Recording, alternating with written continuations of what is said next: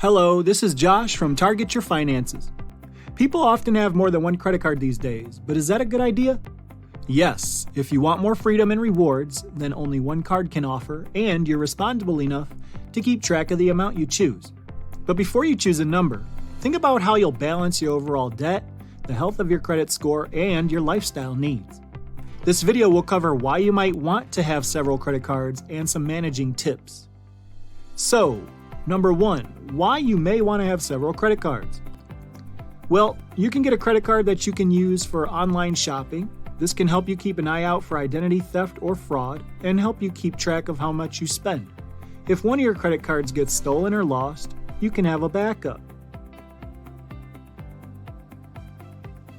Having a second card on hand is helpful if it takes longer than a day to get a new one. If you move your credit card debt to a new card with a lower APR or rate, you might save cash on interest charges. Find out more about how to do balance transfers. When you go abroad, you can bring an extra card just in case. This will help if your main card isn't accepted where you go. You can plan on how to use your rewards.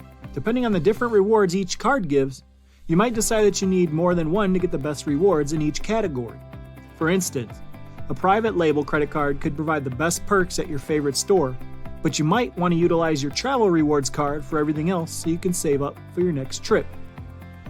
Number 2, things to watch out for if you have several credit cards.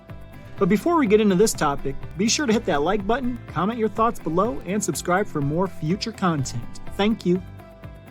Even if you're applying for a new card, you might want to keep your old cards open.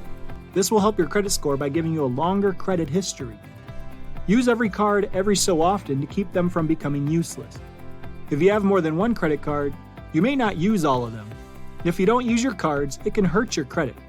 Ask the company that gave you the card what they consider inactivity. Some cards can also charge you a fee every year. Make sure you know what the rules are for all your accounts so you can make plans. Don't open new accounts just to build your credit score. Experience says this is not a smart thing to do. Keep in mind that it doesn't matter how many cards you have. What matters is how you use them. You can get the same score with 2 cards as you can with 5 or 10.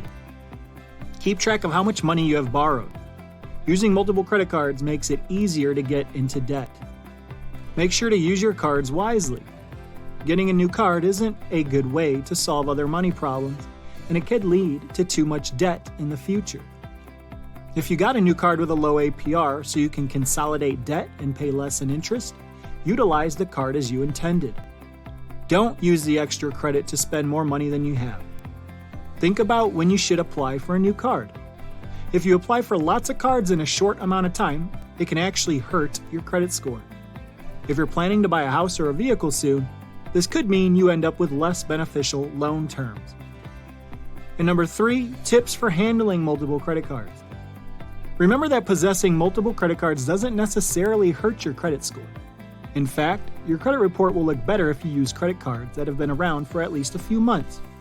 Just keep a few simple considerations in mind to ensure your cards give you the most benefit. The most crucial thing is to pay on time. Online banking can help you keep track of multiple cards and manage multiple accounts. You can keep track of when payments are due by setting up automatic reminders.